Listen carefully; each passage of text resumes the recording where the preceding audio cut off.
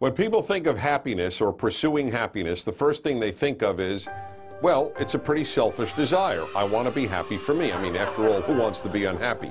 Actually, there is an answer to that, but that'll be for another time.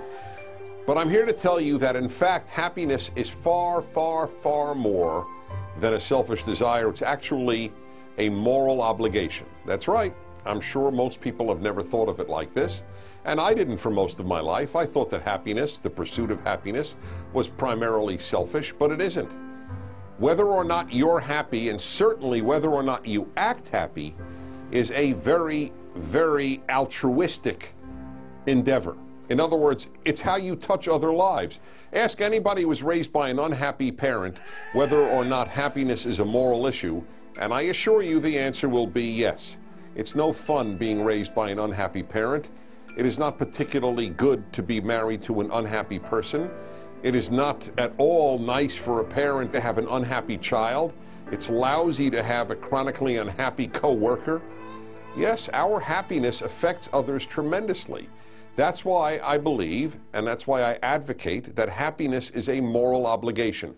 We are morally obligated to at least act as happy as possible, even if you don't feel it. You can't be guided by feelings. How we act affects others. I use the analogy of, if you will, forgive me, bad breath or body odor. Why do we brush our teeth every day, and why do we shower so often? It's not only because of hygiene, it's because we want to present good breath and good body odor to anybody who comes into contact with us. Well, the same thing holds true for our moods.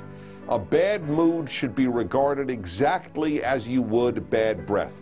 Why are you inflicting it on me? Or why am I inflicting it on you? It's just not right.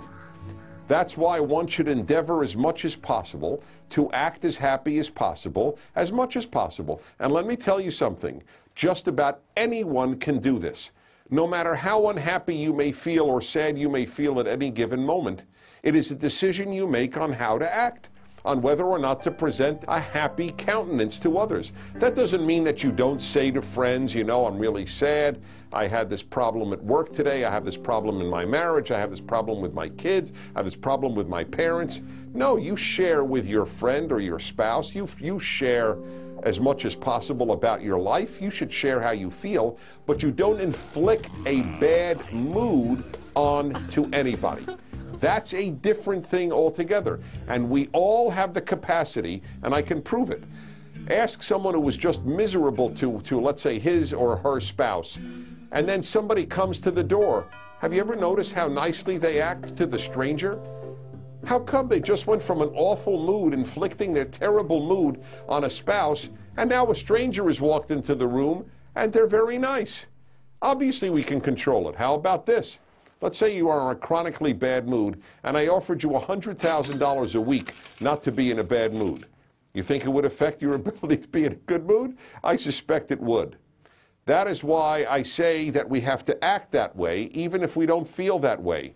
Abraham Lincoln said we are as happy as we decide to be. And I'm telling you, as I have told myself, we should decide to be happy. That is what we owe everybody who is around us. If you are on an island alone, you don't have to be happy, or at least act happy. Now, there's one other great benefit to this, and that is this. The happier you act, the happier you will feel. We think that our actions should represent our feelings or be determined by our feelings. But the fact is that we can make our feelings respond to our behavior. How we act influences our feelings more than our feelings should be allowed to influence our behavior.